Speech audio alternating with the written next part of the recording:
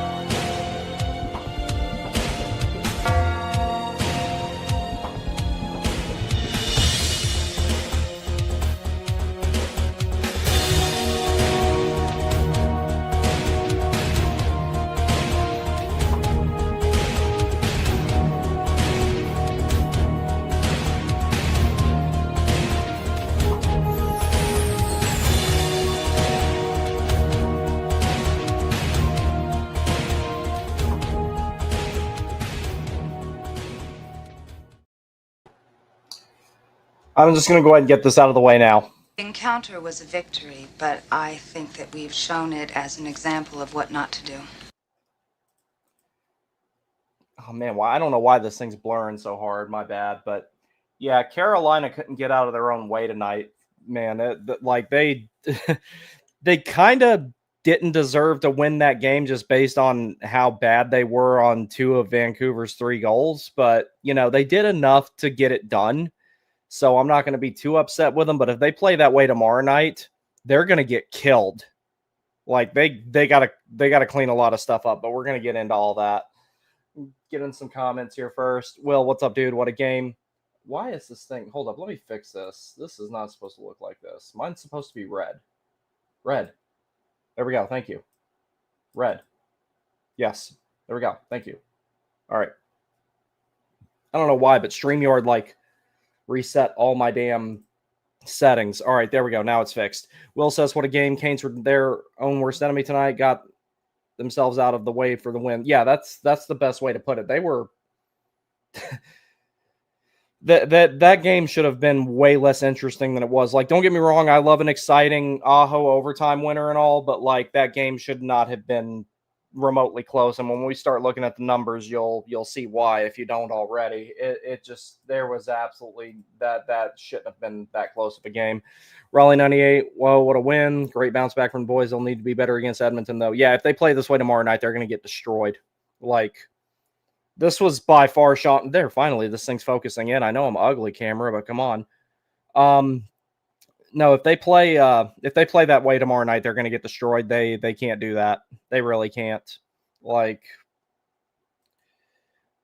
Dylan says, Ben, don't break. Sounds like Jarvis might be okay for tomorrow. KK, not so much. Yeah, KK blocked a shot or something. I think he twisted up his ankle when he got in front of a puck, and it didn't go too well for him. I mean, depending on who you ask, apparently that'll be the only thing standing in the way of the Hurricanes winning the Stanley Cup is KK not being there, which, that would piss me off, as you know, because I think the kid's been playing well, and he's finally really fitting into that role that he's supposed to be in, or what he ended up being anyway. I mean, I would have liked for him to have, been a more skilled player, but I'll take a guy who can go out there, generate some offense, go to the front of the net, and throw hits. And he's been throwing a lot of hits lately, so I really hate that for him because he's been playing well lately. I mean, can't scapegoat him as easily as normal. But Ehlers Point streak continues. Yes, it does. God, the A's combat music is so good. Yeah, and the cool thing about it is I don't get claimed for it because I've used that on some other videos. It's one of the Slavin video I made. I'm using a track from Ace Combat Infinity on that. Magic Spear 1 is at the end of Sebastian Aho, a modern Rod Brindamore when it does the outro part. The Nikishin video had something from Assault Horizon, which was a horrible game. It was bad, and it didn't even support flight sticks, and it was like playing Afterburner. If I want to do that, I'll go to the arcade and I'll play, Afterburner. But J-Dub says we were going to get smoked tomorrow. I hope that I hope that they got the bad stuff out of their system tonight. I really do. If they did that, then they'll be fine. But like the 2 goals that Carolina allowed were completely unacceptable. Hey, Aaliyah, how you been? I just hope KK's okay. Yeah, me too. I'm hoping it's not anything too bad because like the kid's already like constantly berated by a certain percentage of the fan base, and he doesn't deserve nearly a fraction of the hate that he gets.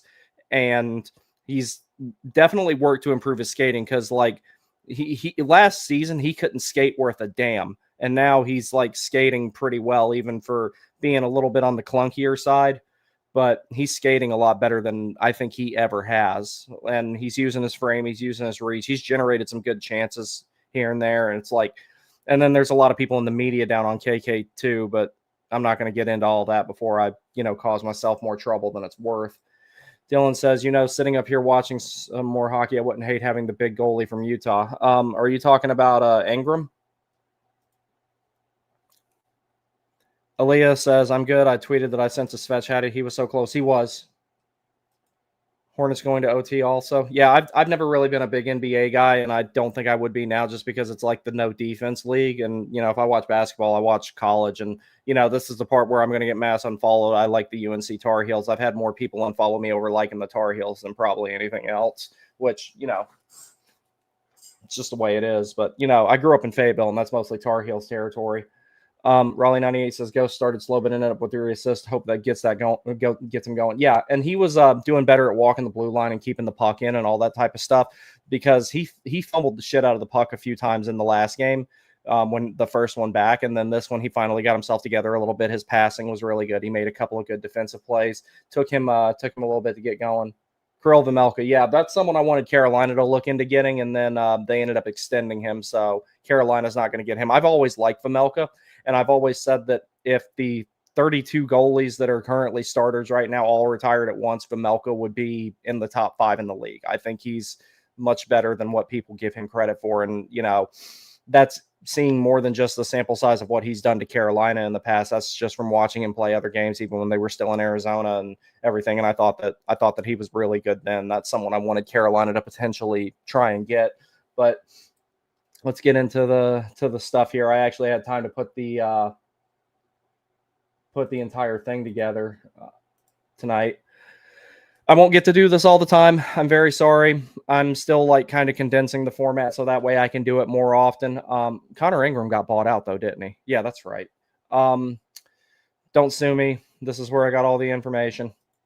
All right. So final score, Carolina wins it in overtime. I didn't put the GSAX in for the goalies. My apologies. I didn't really feel like doing it, honestly.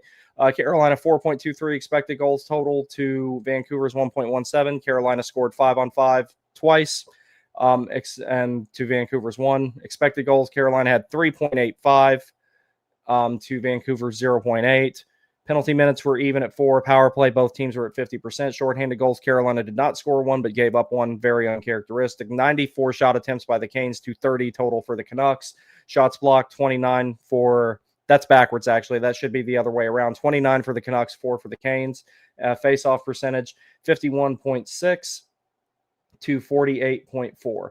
So, statistically speaking, on paper, if you didn't see the final and you saw these numbers, you would think that Carolina won this game, pretty well, outright, and that they dominated most of it. And they did once they got their stuff together, but for a little while, they just weren't playing worth a damn. First period, they were just kind of all over the place. You had a couple of single points in failure in there, just to be fair. This was Sean Walker's worst game as a Hurricane. Now, where I have to ask some people to pump the brakes, they're saying stuff like, oh, he should never be paired with Slavin again and all this other stuff. And, he just had a bad game. Everybody's going to have bad games.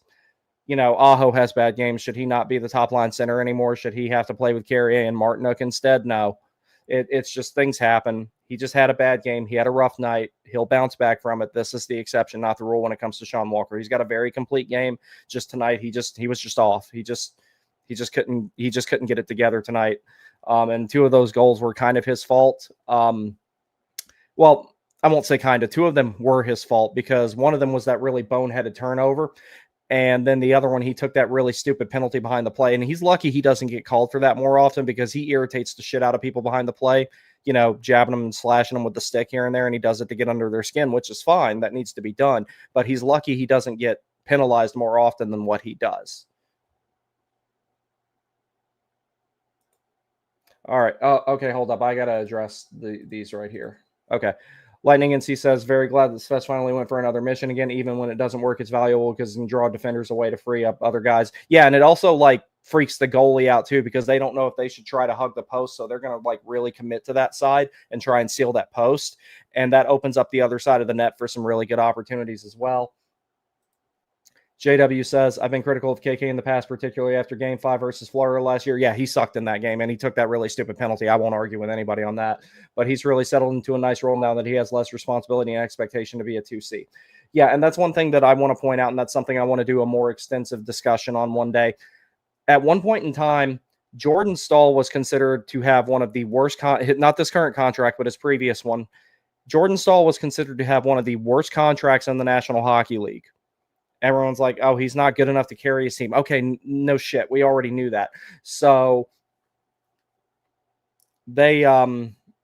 so the thing about it is, once the team started getting better and Jordan Staal could go into that role that didn't require as many minutes, he wasn't, after a while, he wasn't on the power play anymore and strictly became go out there, win critical faceoffs, kill penalties, and play that shutdown line role. Once he went into that and he could have that be his focus and his dimensions were a little bit more limited than being expected to be an all situations player, his game flourished. He finally got to settle into that role that he wanted. Now, is Kotkaniemi a different player than Staal? Yeah, Kotkaniemi, you're going to get more of a net positive out of offense, but they're kind of following the same path almost, where KK is one of those guys that was catching the heat. Oh, he's not a top 6 center. Okay. Oh, he makes too much money. Well, at this point, the money he's making is about what you pay a third or a fourth line center. And he's going to be needed when Jordan is gone. If they make a trade to move him out and bring in another center, that's one thing. But arbitrarily just wanting to get rid of him is not going to help anything.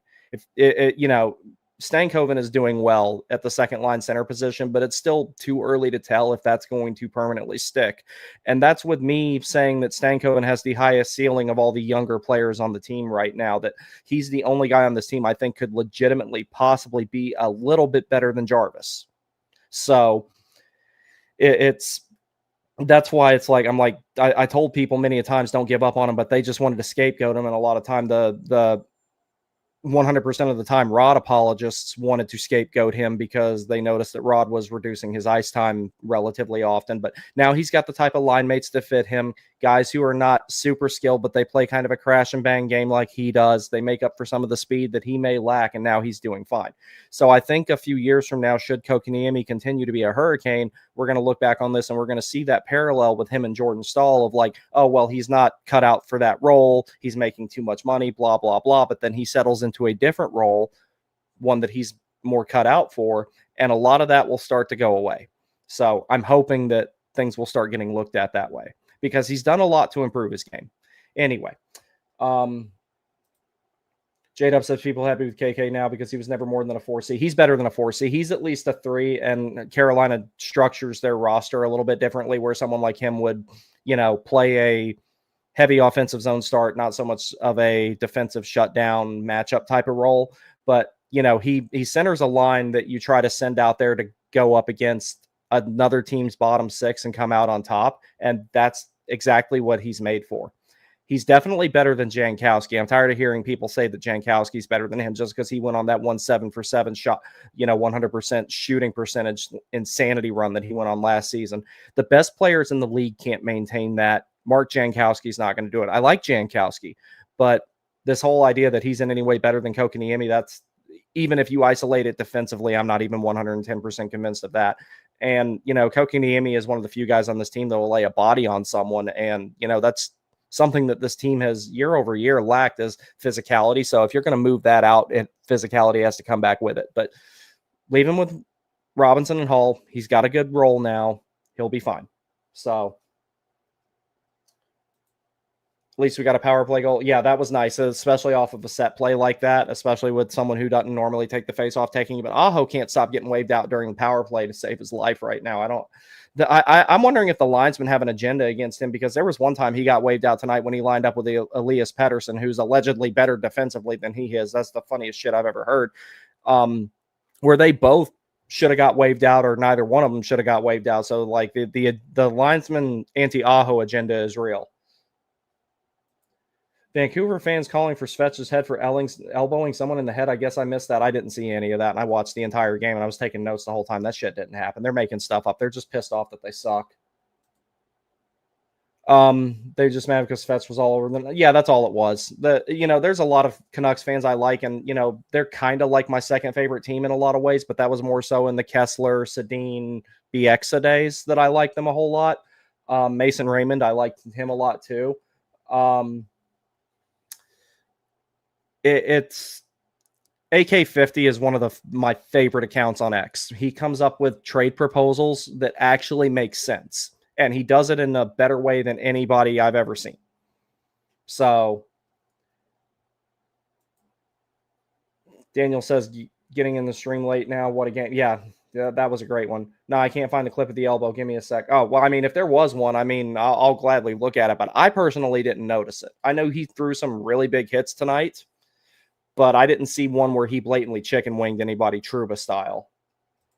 JW says Aho gets kicked in the dot more than any player I've ever seen, and half the time it doesn't feel deserved. It really doesn't. Like that one in particular, the one face off I just was talking about, is the one where I'm kind of like, why in the hell are you kicking him out?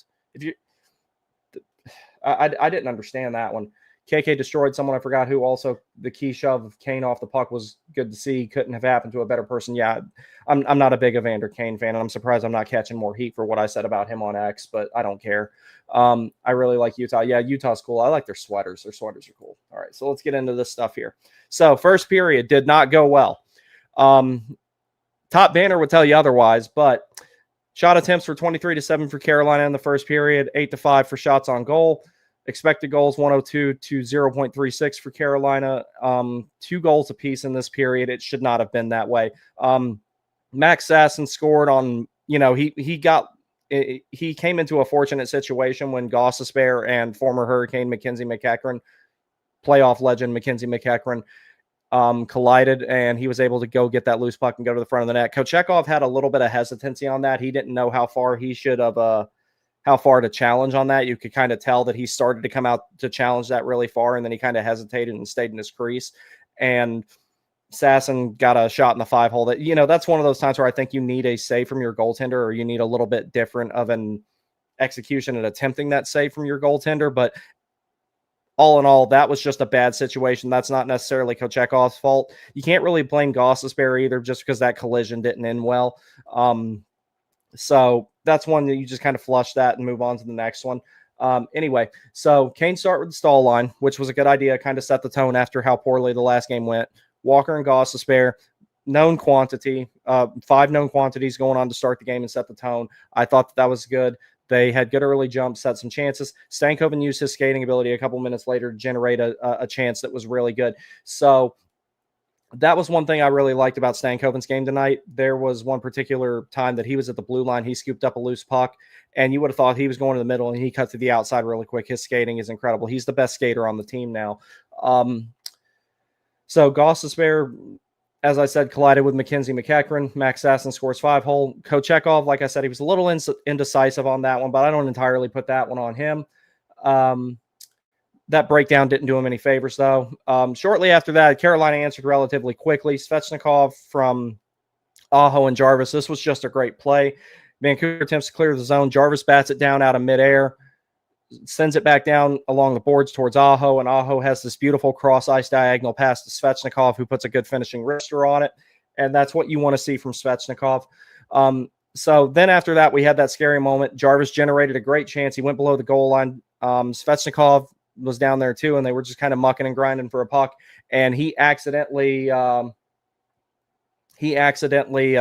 clipped Jarvis in the eye with his stick. At the same time, Marcus Pettersson cross-checked Jarvis, and ultimately Jarvis drew a penalty on that. But how he went down thriving in pain and the way that he was like this, I was worried he was grabbing his shoulder at first.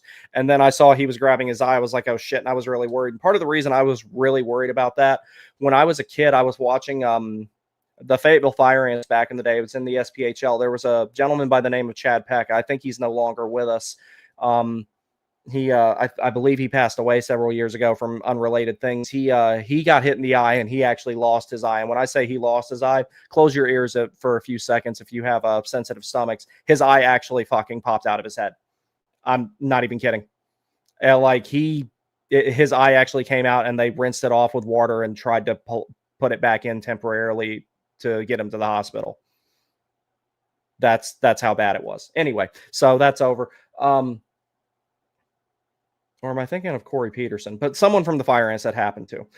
That was back before visors were a common thing. 90% of the guys in that league at that time did not wear visors. Then Svechnikov scores again off of a really, really awesome set play on that power play there. Really great set play off the face-off. Ehlers wins the draw after Aho gets waved out. I know, big surprise, Aho got waved out. Goes to Gostisbehere. Gostisbehere makes another cross-ice pass over to Svechnikov. He leans into it for the one-timer and scores. Makes it 2-1 for the time being. Kochekov made a great save at 14-14 when he was kind of left all alone in front of the net, deflected out of play. Kane started playing a little bit better because they had been a little bit flat, even with those 2 goals. Evander Kane took a penalty for high sticking on Keandre Miller. The Canes were struggling to enter zone and generate offense on that power play. So the first power play, it only was going on for a few seconds before they scored. The second power play was awful. It was just absolute garbage. They couldn't enter the zone, and when they did enter the zone, they weren't there for very, very long. It didn't matter who had the puck. Offense was dying on everybody's stick at that point. It was going so poorly that in the defensive zone, Sean Walker had a bad turnover that led to Pettersson scoring an unassisted shorthanded goal. It was just an ugly turnover. He won't play like that tomorrow night. Like I said, tonight's the exception, not the rule when it comes to Sean Walker. That wasn't the last bad thing he did tonight, but he'll be fine. Over the course of the next few minutes, Canucks started to even the momentum. Offense was still dying on the Canes stick. Every time they got the puck, they just couldn't really do anything with it. They couldn't generate quality entries, and even on dump-ins, they were having a hard time at this point in the game getting behind Vancouver's defense and getting stuff done. Last couple of minutes of the period, they started to turn it around. Kochekov made a really good controlled save right at the end of the period. But overall, mediocre period. They only have themselves to blame for that. They were responsible directly. They gifted Vancouver both of those goals. KK and Key had some really good physicality in the first period, and that carried into the second. And now going into the second period, shot attempts 36-15 for Carolina. Shots on goal 18-8 for Carolina. Expected goals 1.34 to 0.59 for Carolina. So those are more the numbers you expect out of Carolina. But Vancouver had the only goal in that period that would be scored by Connor Garland on the power play. We will talk about that. Kane started the period with more energy. Svechnikov and Miller had some quick scoring chances, and they sustained a lot more offensive zone pressure. And where this period came off the rails for a little bit, Sean Walker took a kind of stupid slashing penalty against Linus Karlsson behind the play. The officiating was not bad tonight, but it was a little bit bipolar. 16:49, Connor Garland scores from Brock Besser, Elias Pettersson. Miller without a stick because it was broken after he blocked a shot.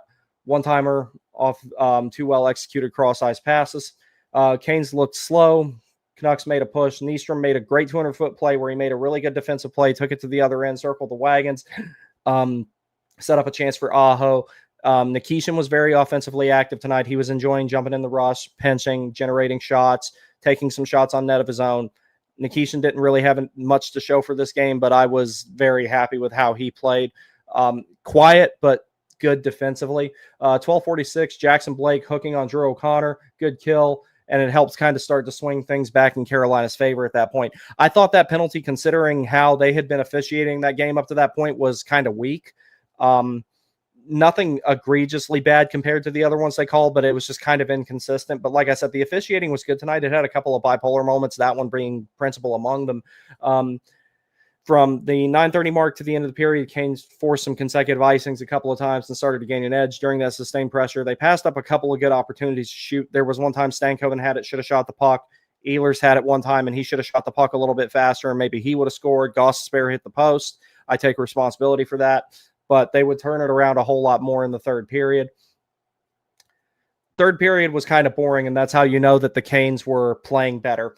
Or the beginning of the third period was a little bit boring, and that's how you know the Canes were playing better. So 30 shot attempts for Carolina to 6 for Vancouver, 8 shots on goal for Carolina to 4 for Vancouver.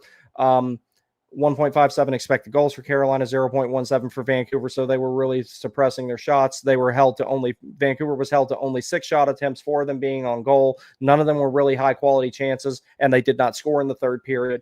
So Canes were controlling the pace of play. Blake and Stankoven generating the best quality Canes chances. That line really started buzzing around this time, the beginning of the third period. What few chances the Canucks had, like I said, were low quality. Aho, Svechnikov, with Jarvis being out, they had Hall, Blake, and Robinson rotating between them. I thought Blake did really well when he was up there with them. Robinson did his job. Hall looked all right there as well. Great back check by Miller. Evander Kane tries to go and fight him after that because he knows that his career is pretty much washed. And Miller refuses, and this proves lucrative because the Canes have some jump now, and they score immediately on that next shift. Taylor Hall scores to tie it. Canes are in control. Still, Martinook makes some great efforts to get to the front of the net. He played great the entire game. I thought Martinook did, but he really, really turned it on in the last 15 minutes or so of the third period, and I was hoping he would get rewarded. He really stood out tonight. Very energetic, worked really hard. Martinook really set the example tonight, and, maybe you don't get on the score sheet, but you can still factor in other ways, bring the intangibles. KK was doing that until he had to leave the game tonight. Martinook was exceptional. So if you're talking about intangibles first star, I'm giving that to Jordan Martinook tonight. All right, and then we go on to the third period in overtime. Good save by Kochekov, breakaway possible game saver, and I think that was when he made that save. Svech goes for the lacrosse move, so that's one good thing that we see from Svechnikov. That's how you know he's getting his confidence back, is when he goes for the lacrosse move. He was a little bit slow getting to it, but that place, the roof would have blown off of Lenovo if that had happened. I was like leaning in my beanbag like, okay, here we go. This kid, he's got his mojo back. So 2:40 remaining. Great stick by Keandre Miller. He had a lot of good defensive plays tonight. And that particular zone entry denial late in the game led to a lot of chances in the offensive zone for Carolina. Svechnikov absolutely destroyed Filip Hronek, which I'm totally fine with. And the Canucks barely held on to overtime. So Carolina, if they'd played this entire game as well as they played the third period, particularly the last 15 minutes of the third period, overtime wouldn't have been necessary. But they had to make up some lost ground from how poorly they played in the first period. So we go to overtime. Jordan Staal uncharacteristically actually lost an opening draw. That does not happen very much. Canucks had control of the puck nonstop for a long time. Ghost and Walker were out there for really long shifts. Aho was able to get changed up with Jordo at one point and get out there. Ghost made a great defensive play that allowed the change ultimately. Aho and Svechnikov generated a chance for Miller, who got to swap out with Ghost when he got the chance when they finally could change. Staal won the next face-off and brought out Blake, gave Aho some time to get some fresh legs. Ehlers got out there and generated a really good entry with speed. Lankinen made a great save on Ghost with the slot shot from that Ehlers generated for Ghost. Aho wins the next face-off. Ehlers nearly ends it with a Gostisbehere pass. I ran out of typing right here, but trust me, I remember what happened. Aho wins it with a great individual effort, winning the face-off. Good hard work. Gets it back to Gostisbehere. Gostisbehere feeds it back to him. He boxes out Elias Pettersson, shows elite-level puck protection, and absolutely snipes Kevin Lankinen to win this one. So they got it done tonight. Looking at the scoring summary here, Andrei Svechnikov was great tonight. 3 points, 2 goals, and an assist. That's the type of stat line you want to see out of Andrei Svechnikov more often. You want him to drive the offense. You want him to shoot the puck. That's what you want there. Shane Gostisbehere also had 3 points. Aho had 2, and he had the most important one being the game-winning goal. So good teams find ways to win when they don't play well. Carolina had a mediocre first period, a better second period, and an excellent third period, and managed to salvage it. Not as much of a complete game as you want to see out of them. Not as complete of a game as you'd like to see out of them, but they did enough to get it done. So excellent way to recover, way to just not go away. that's what I wanted to see out of them on Tuesday night against the Caps, but they just couldn't fight through the fatigue that night. Tomorrow is going to be a test. Tomorrow is going to be a difficult game. So we'll see how they do tomorrow night, but I think they got some energy from this win. Hopefully Jarvis and or Svechnikov is okay to go tomorrow. I wouldn't be surprised if Jarvis is wearing a cage or a fishbowl tomorrow night, considering it's an eye injury. So we'll see what happens with that. It really wouldn't surprise me either way with that. KK, I haven't heard anything else about him, so I don't know, or seen anything else, I should say. Let's see. We'll go back. Matthew P says, sorry I'm late. No, just happy to have you, bud. I'm so much happier that Jarvis will be okay. Yeah, when I saw that that post about him not having an eye patch on and then he was up in the press box, I was like, you know what? That's a win enough tonight for me. I was in a dark place thinking possible career ending. The way that he was kicking when he was down, and Jarvis is, like Trip Tracy said, he's tougher than a $2 steak. He's been playing through a torn rotator cuff for, 2-3 seasons now? Raleigh 98, bad turnover during a line change for the first goal. We've done a few of those this year. Yeah, that's something that's got to get cleaned up. Daniel says, thoughts on Kochekov's performance tonight? While the goals were awful defensive breakdowns, I didn't think he was that good. First goal defensively seemed soft. Felt the second goal he got unfocused. Yeah, with the second one in particular, the first one in particular, I thought that he was indecisive on that. He started to challenge and then he backed up into his crease. And then he kind of let a soft one in through the 5-hole. The second one, I don't blame him so much on, because Walker just turned the puck over in a really bad spot. And you had a guy that already had a ton of speed going towards him that just got to walk in there completely uncontested into the slot and shoot the puck. So Lightning says that third period's fetch on Hronik hit might have been the one with the elbow. Specialists look at what we say. He's been shining recently. Yeah, you know what? If that's the case, Svechnikov, you suck. You will never score again, especially not tomorrow night. You will definitely not score 3 goals tomorrow night. Do you hear me, Andrei Svechnikov? It works, apparently. Every time I doubt the kid, he has something like this. So I need to start, doubting people more often. Found the Svech elbow. Was it really that bad? Rod apparently said KK has an ankle injury. Yeah, I heard that in the postgame, and he said he won't be sure of availability until tomorrow morning. Yeah, it might be kind of like when Jarvis blocked that shot before. Slump says the kicking really scared me. Yeah, that's what scared me about it, the way that he was driving around in pain like that, because that's not what Jarvis normally does. Couldn't even celebrate the Svech goal as I would on a normal night because of the whole Jarvis thing. And one other thing I want to say about Svechnikov's second goal, I know he didn't mean to hit Jarvis in the face, and getting caught with a high stick, whether it's from one that actually plops you in the face or grazes you and not egregious enough to really get noticed or get called a penalty on it, whether it's friendly fire or not, that happens 15 times a game. It really does. Getting clipped with sticks, hit with elbows, hit with shoulders, and it happens 15 times a game. And that just unfortunately ended up in the worst spot possible. Had it been an inch lower, we're probably not even talking about it. But he just got hit in the worst place imaginable. And luckily, Svechnikov does a full sock for his tape, and luckily it wasn't carbon fiber that was going directly into Jarvis's eye. So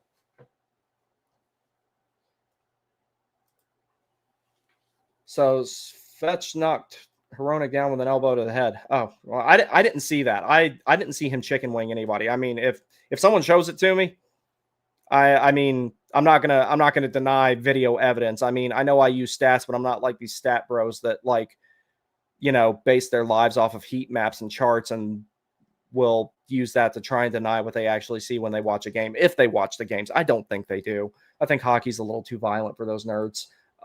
Sad Canes fans doubt Kochekov like crazy. Yeah, Kochekov's going to the ECHL. He's worse than what was his name? Jack LaFontaine. I'm just kidding, Cooch. Don't hurt me, because he might actually find me and punch me. That dude's crazy, but I like him. Daniel says, wouldn't be surprised if Jankowski draws in. Yeah, it'll be Jankowski. Would like to see Jarvis available against the Oilers. Very excited about that game. Oilers are my second favorite team, so this is the ultimate game for me. Yeah, Jankowski would be the next guy in the event that Kokoniemi and or Jarvis can't go. So either way, Jankowski is probably going to play tomorrow night. And I don't dislike Jankowski. I just don't like people thinking he's better than Kokoniemi because he's not. Like, it's not even close. Like, people are inflating Jankowski's value like he was meant to be a 13th forward. He was meant to be depth. You can have him play the fourth line center role if you have to. Like, if you trade somebody out and improve the team in other ways, different story. But, all right, you said you reposted the video of the elbow. I'll look at that in a little bit. Bradley Nadeau. Yeah, I could imagine maybe they'll call him up. It depends on like what they think that they should do in that particular situation. It's a game against a Western Conference team, so it's not a 4-point swing that you need to worry about. It would be nice to win it, though, to kind of start a new streak and everything. If not him, let's see. I think Yoxa's still hurt. Here, I'll look at the Wolves roster real quick and see if I can play guess the call up. Because if Kokoniemi's out, you need another center. But yeah, if Jarvis can't play, I think they would call up Nadeau. I hate looking at this website. I hate this organization. Can't wait till they're back with the checkers. Just a couple more years and maybe that can happen.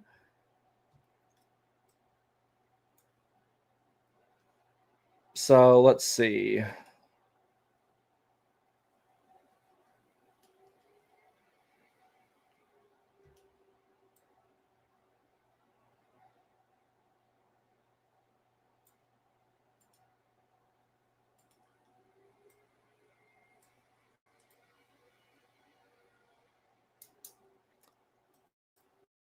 I think maybe in the event that Yoxa's still hurt. Suzuki maybe gets the call. Robida, I think, would probably be the first one, though. If you have to call up two guys, then I could see it being Robida and Suzuki. Or I'm sorry, Robida and Nadeau getting called up if both of them are out.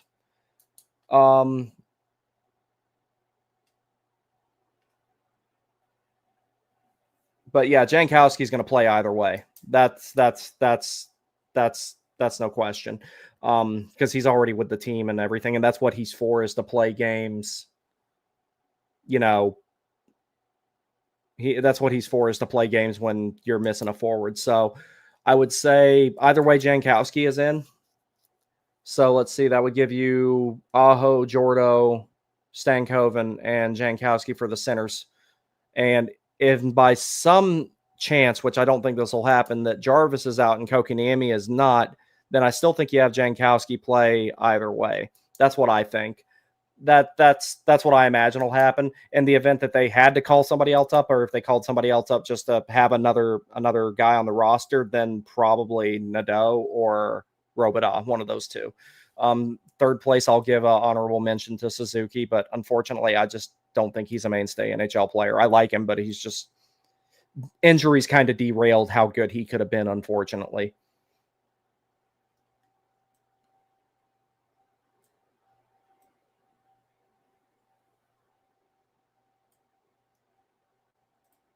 Am I crazy for preferring Bradley Nadeau against Oilers over Jank?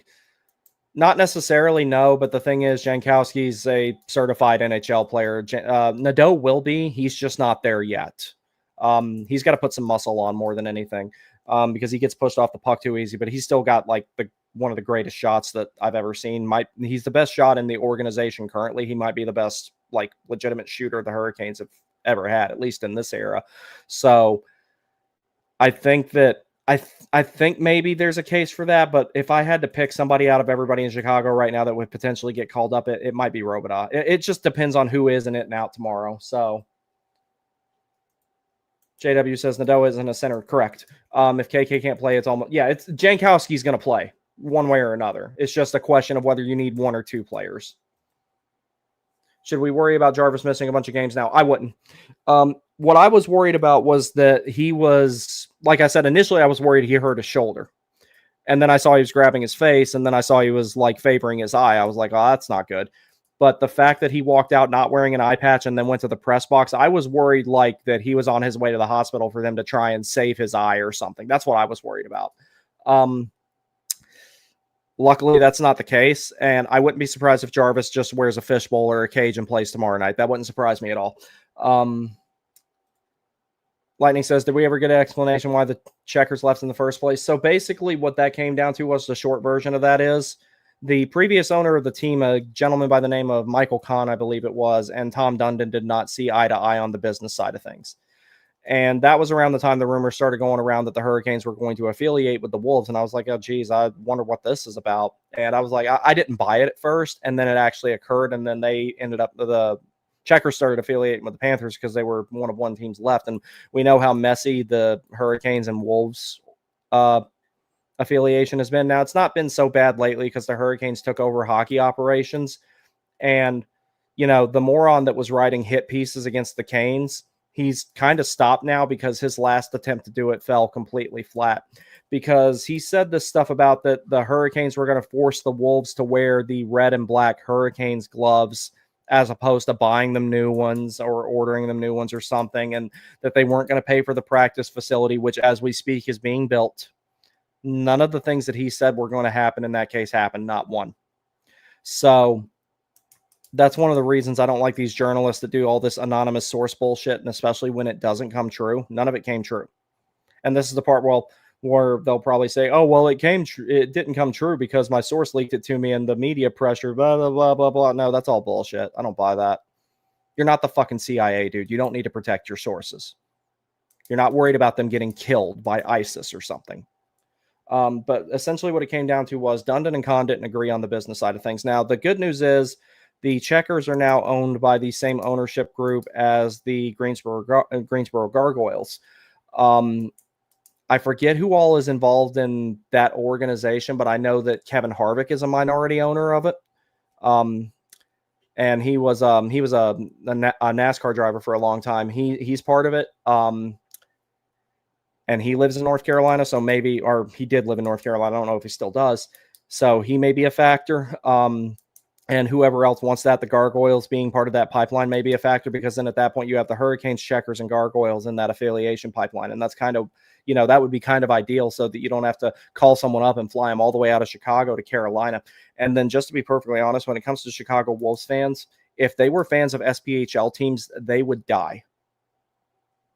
Because they are constantly complaining about players getting called up, and they're constantly saying there was one of them said the Hurricanes need to get them better prospects. That's no. You're lucky to have our prospects. So that way you don't have another season where you only win 23 of 72 games. They won a Calder Cup with Carolina prospects. They lost the previous Calder Cup to the Checkers when they were still affiliated with Carolina. So that tells you how good that prospect pool's been for how long it has been.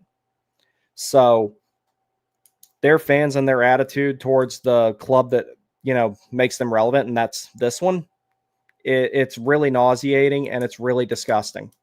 So it's like, I love hockey, I really do.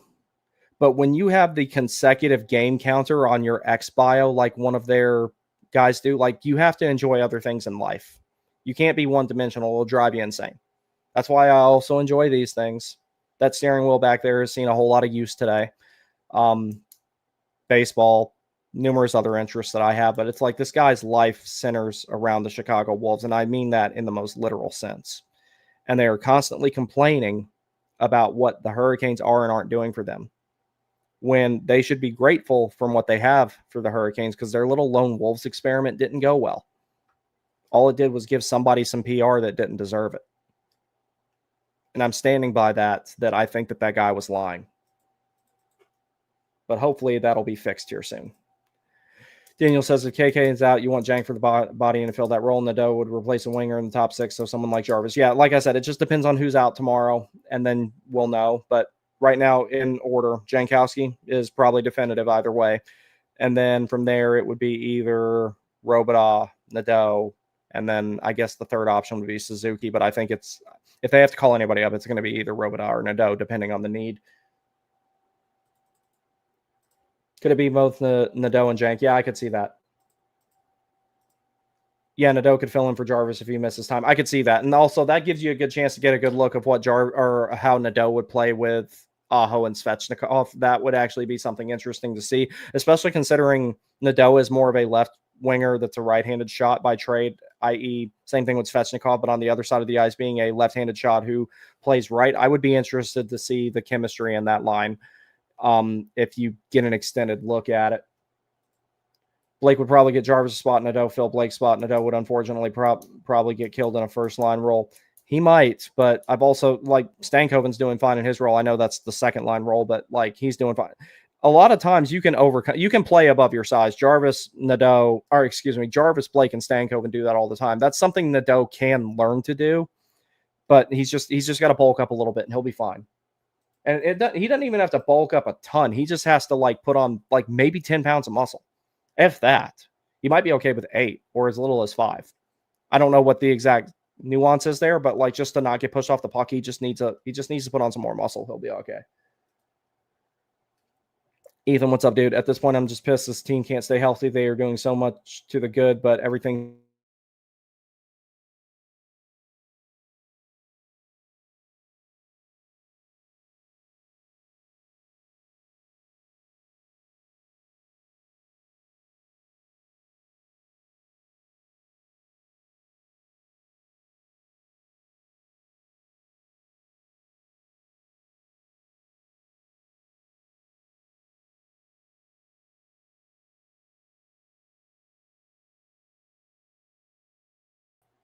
Okay, it's back. All right.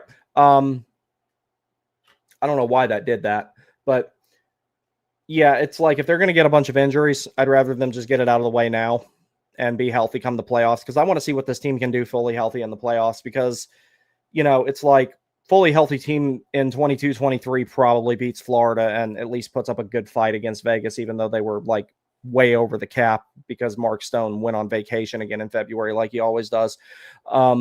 Well, he doesn't now, but you know what I mean. And 23-24 team, like, I just didn't get that excited about that team. I did my best to be hopeful for it, but I just didn't see it. The one last year, if Chatfield and Walker hadn't got hurt, maybe the Eastern Conference Finals goes on another game. I don't think they would have won that series, but I do think that maybe it goes to 6.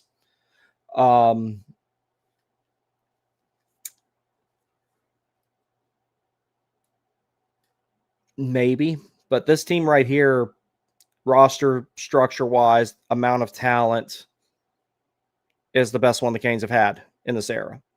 So I'm interested to see what this team does going to the playoffs fully healthy. So I'd rather them, if they're gonna have injuries, get them out of the way now. And not to mention, when you're resting one thing, you're typically resting everything else. So that'll help. That's one of the reasons I'm in no hurry to see Slavin get back. Slump says, in my unprofessional opinion, I think if Jarvie is out, bringing Nadeau. If KK can't play, bring in Jankowski. I think if there's only one guy out, Jankowski will play either way because they don't want to have to call anybody up. So if it's only one guy out, it will be Jankowski, I imagine. DMD, what's up? Jarvis, I feel, is normally like duct tape together. I'm going back in. It will be interesting to see what happens tomorrow. I saw him in the press box. Yeah, I wouldn't be surprised if he plays tomorrow. Just don't. I think he'll have a fishbowl on. I just in case. And honestly, as against it as I am personally, it's going to take something bad for it to happen. But I think that there's going to be a push sometime in the net. And I know I've said this before. This was way before I was on YouTube or anything. There will be a push sometime in the next 10 to 15 years to get NHL players to start adopting full facial protection. I don't like that idea, but I think that it's only a matter of time until it becomes a legitimate CBA topic. And they'll find a way to start integrating it, because it's very dangerous to have, you know, for example, just throwing numbers out there, half the guys wearing visors and half the guys wearing fishbowls and cages. And then you know, it's like if you've ever watched juniors hockey like NCDC or anything like that, half the guys have cages, half the ones have fishbowls, or half of them have full face protection and half of them have like visors and stuff. And you can tell which ones are more undisciplined with their stick or more aggressive doing stupid shit after the whistle and everything like that. If that's something the NHL is ever going to integrate, they're going to have to do it basically all at once. And I don't know what incident it's going to take to get people to do that, because you already had Manny Malhotra almost had a career-ending injury. We saw the scary one tonight with Jarvis. And I think the game is safer because of visors and having a little bit of mutually assured destruction in there. The trade-off is you have scary incidents like what you had with Jarvis tonight, but I think it's only a matter of time that until that discussion starts being seriously had. And what I think is going to cause it is not going to be a stick, it's going to be a shot. Because these sticks nowadays, they're 380 grams. Practically anybody can, third pair defensemen are, have heavier shots now than Al McInnes and Rob Blake did. All because of the technology of the sticks. I think that's going to cause an injury that actually, or maybe worse, cause a incident. I don't want to use that particular word, but you know what I'm talking about, that will make that discussion be had. Now, what that discussion ends with, what decision that ends with, I don't know. But I think it's only a matter of time until that starts really, really getting pushed for and that the next generation of players is actually open to it. One thing I think they should consider doing, the smaller cut visors, which are the smaller cut Oakley visors and the CCM Pro shortcut visors, they have a 2.75 inch length. The Bauer ones have the 2.75 version and the 3.25 inch version. Then you have the Oakley versions that are 3.5 inch and the CCM one that is a 3.5 inch version. I think the next step is going to be the next CBA grandfathering people who want to wear the shorter visors in and mandating everybody else wear the ones that are 3.5 inches long, which is like the one that Aho wears. Jarvis wears a Bauer one that's 3.25 inches. It's the standard HDO Pro cut. I loved wearing a visor. I don't think I'll ever do it again. I love the visibility. I love the look. And I wear the shortcut one because I was a lunatic. But also, like, I've got 5 dental implants. I've had my nose broken twice. I've had a septoplasty. I don't really think I can afford to get hit in the face again. And I think it's only a matter of time until the pro players start wanting to maybe do that, especially with it becoming more and more and more of a skill-based game. When physicality starts to kind of go down and everything, like I think that discussion eventually is going to be had. Right now, the only people really demanding full face protection are ones that don't understand why they don't allow it outside of, temporarily for maxillofacial injuries, and eye injuries like what Jarvis had. The reason why they don't allow it is to maintain the safety of the game, because you don't want people like Tom Wilson and Jacob Trouba running around without being able to get punched in the face, because that's going to embolden and do fucked up shit that they shouldn't do. Watch a college game and you can see how undisciplined guys are with their sticks, how they're willing to throw 2-3 extra cross checks behind the play in a completely irrelevant moment just because they can, because they know they can't get punched. It makes it harder to break up scrums, I've had some officials tell me, when guys have full face protection, because they just won't get clocked in the face and settle down. So I think that discussion is going to be had. I just don't think it's a good idea. The safest hockey games I ever played in, when I played pickup on Fort Bragg, I remember there was, like, I would go home on weekends or whatever, and I'd go home on leave or whatever. And for 2 or 3 years straight, I remember going there to play, and not a single person had a cage or a fishbowl. They all wore visors, or they all wore nothing, which I definitely don't encourage that. I think you should always at least wear a visor. Those were the safest games I ever played in. Sticks never came up. People didn't do any stupid shit. It was a lot more chill that way. The safest games I've ever played in was when everybody wore a visor. So I know it's not remotely comparable to the NHL, but I think that the gladiator effect is a real thing. JW says, I love Jarvis' passion, but I hope they just sit him down for tomorrow's game no matter what. Yeah, that might not be a bad idea, because not to mention that was just a scary moment for him. You could tell by the way he was kicking, and probably in that particular instance, he probably was worried that it was worse than it ended up being.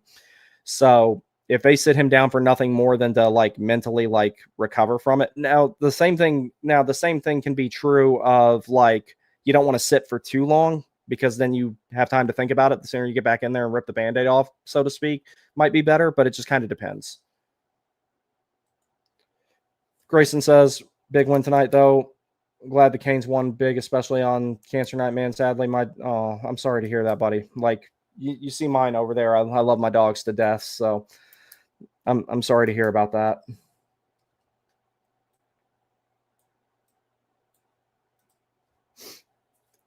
Ethan says an interesting positive: the health woes prospects are getting real looks in the NHL. Not only does it show the real strength in our prospect pool, but it adds value to teams looking in on the Canes when the time comes to make a big trade. Lesser known players could have more value come deadline time. Yes, I agree. Ned's in a first line role against McDavid kind of scares me. Yeah, that scares me too. Svech lovers of X got him. Okay, cool. I'll take that. Even though there's a lot of them I don't like, but here's what they're bitching about. Back. Not even an elbow, it's a forearm. Al Svech lovers funded by the Hughes Sisters Lovers Incorporated. Terrorist group funded by company. Have conducted an attack on the warning take. Wait, what? Is there something on here that I didn't? Holy shit, I've got a lot of notifications. Jesus Christ. Okay. Let me look at that one again. That was mostly forearm, but yeah, I wouldn't have liked that either if I was on the receiving end of it.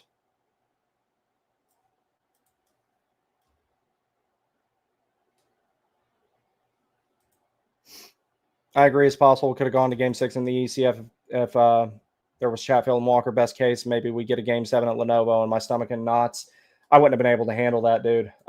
I could tell you. This team plus maybe a deadline center or wing has a chance to be clear and away the best team in the conference. Yes, absolutely.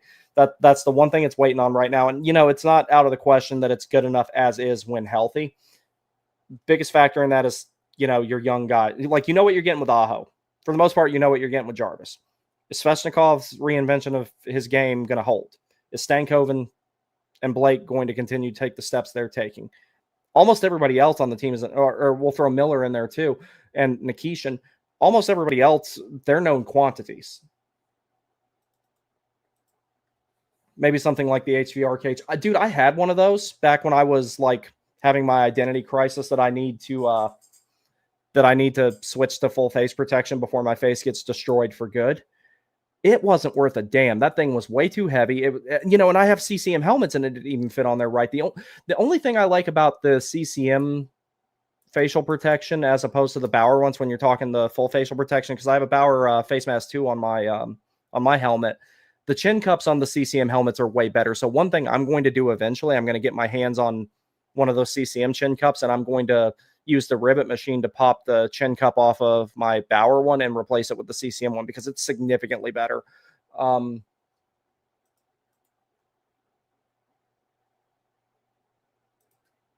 JW says, I think that's very possible.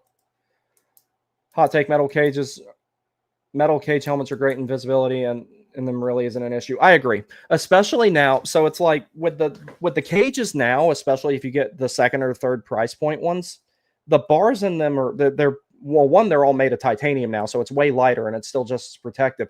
And two, the bars are so thin in them, you don't really notice them. Like when you first put it on, you kind of notice it, but your eyes adjust to it. And then when you start playing, you start focusing on other things, so you don't really notice them. So, I mean, I prefer the visor just from, I'm a lunatic, but the cages are, the modern cages are much easier to see through. It's not like the ones like when I was a kid that were like jail cell bars. Like it looked like you were looking out of a literal bird cage in the old ones. The bars were so thick. So that's totally valid. The fishbowl, I actually like the fishbowl more, but I run kind of hot. And I lived in a humid climate before, and I live in a more humid one now. If I wore a fishbowl down here, it would fog up on me really easy, even with taking care of it and doing the anti-fog spray and everything like that. And then sweat, even when you do take care of it, sweat will cake up on it during a game, no matter what you do, especially if you sweat as much as I do.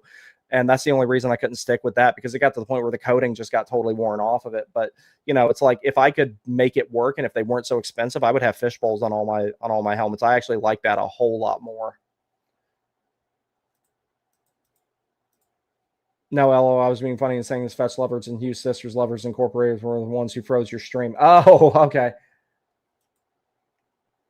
Look how his arm slid up after contact. Wasn't where he was aiming, but he did get him there. Yeah. No, if I was on the receiving end of that, I wouldn't have liked it. I wouldn't have liked it personally. I don't think it's a huge deal. but I can see why someone's upset about that. I'd be pissed if that happened to me. So I try and put myself in the position of, would this piss me off if it happened? Or if I was a fan of the player that was on the receiving end, would it piss me off? And I understand why they're mad about that one. Sad Canes fan also says, should I get the Flylight or FT8 Pro? I currently have Jet Speed Extra Plus. I'm growing out of those, so I would like a little input from another player. So those two sticks are very, very different. The Flylight is a low kick stick, and the Jet Speeds are a hybrid kick. So depending on, what you like to do with your shooting mechanics, what position you play, all that type of stuff. And, depending on, like, do you take a lot of wrist shots and snapshots? Do you do a lot of shooting in close, or do you play defense and have a lot of, like, take a lot of slap shots from the point, one-timers and everything like that? Do you shoot from the high slot a lot? Do you want a stick that's a little bit more versatile and that you can use in a variety of ways a little bit better? If you're someone who, like, plays forward and takes a lot of your shots from, like, inside the circles, I would recommend going with something like the Flylight if you want to go the CCM route with it. I've got a rib core I'll sell you that I'm not going to use. It's a Matt Barzell Pro Stock one if you want to DM me about it, because I'm trying to get rid of it. I don't need it. I'm going to put it up on Sideline Swap, and if I know you're buying it, I'll cut you a deal on it. Never been touched, never been used, no tape on it, nothing. And I got another one of those Twig Hockey Company ones that I'll throw in for free if you want to have that too. One's a P90T and the other one's a P88. The Barzell one's a P90T. Personally, I like the hybrid kick sticks and mid kick sticks. Those are my favorite. High kicks you can't really find anymore unless you, like, get them pro stock or, buy one of the aftermarket type ones or something like that. Right now, I have 4 that I'm using right now. I have my FT6 Pro, my AS5 Pro. I got a really good deal on a Warrior Super Nuvium 2 where I work, and then they were trying to get rid of the last of the Bauer Proto Rs where I work. So I got a good deal on one of those. So I grabbed one of them, and that's my favorite stick out of all of them. But I've set it aside until I break all my other ones, because I'm going to stock up and get a bunch of Bauer Proto 2s, or I'm going to try the Pulse, because the Pulse is the hybrid kick stick that Bauer put out. That's like their answer to the Jet Speed sticks. The closest thing you can find to an actual high kick stick now is the AS5 or the AS6. I haven't tried the Tax XF Ghost. I would like to. Let's see. What about skates? I play D mostly. Don't worry about what position you play when it comes to the skates. That's more about the fit. If you have a store near you, like if you live in the Triangle area, go to the Pure Hockey in Morrisville and go to the skate scanner and let them scan your feet and fit you for skates that way.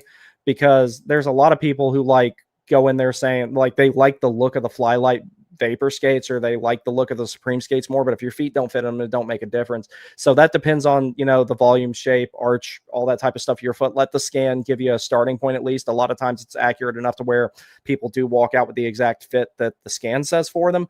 But a lot of times it's like you can just, go get scanned and you'll get an idea of what you need for skates. But yeah, that's something that don't worry about what position you play. Just make sure you get a good fit. Don't worry about the marketing that talks about the difference between power skating and agility, because the Vapor's a more agile skate, the Supreme's a more power skater skate. None of that matters. It depends on if the skate fits you or not. If the skate doesn't fit you, it ain't worth it. It's the same thing with helmets. I've had so many people that, insist on putting kids in, $300 helmets because they saw some study about it. But if it doesn't fit you, it's not going to protect you. It's not going to do its job. So Dylan says, how about Miller knocking Kane hard into the boards and then trying to fight him? Nice from knocking him down, and then Hall scoring with the sound of a playoff game in the arena. Yeah, that was pretty awesome. Good idea, but I ain't buying from Pure Hockey. They're too expensive. Yeah, you didn't hear this from me, but you can go get scanned and then just not buy skates, and then just, like, try and find them elsewhere. That's something that you could do. Or you can scan with them and still just buy a mid price point skate, like a Fly 40 or a Supreme M40 or something like that. Now, one thing that I do believe when it comes to skates, most of my gear is CCM, like the vast majority of it. And that was something strange, like when people saw me wearing all that CCM stuff, because I was a full-on Bauer supremacist up until about 2014, 15 timeframe. And then I started branching out and trying some other stuff. The one thing I will probably never switch off again is Bauer skates. Even when I did have CCM skates, I had the Bauer holder on them because I just liked them that much better. But guys, that's going to be it for me tonight. I'm going to drink this Gatorade. I'm going to play a little bit more NASCAR 25, and then I'm going to spend all day tomorrow doing schoolwork and getting ready to do both shows tomorrow. I am planning on doing it just like I did tonight. thank you guys very much for your support. I really appreciate all you coming in here and interacting and watching the streams and enjoying it and all that type of stuff. It's an absolute pleasure to do this. So I will see you guys again soon. Y'all take care. Appreciate your offer, or appreciate the advice, bro. I will consider your offer. Yeah, just go get scanned and you figure it out that way. That'll make it a whole lot easier. All right, guys. Good night.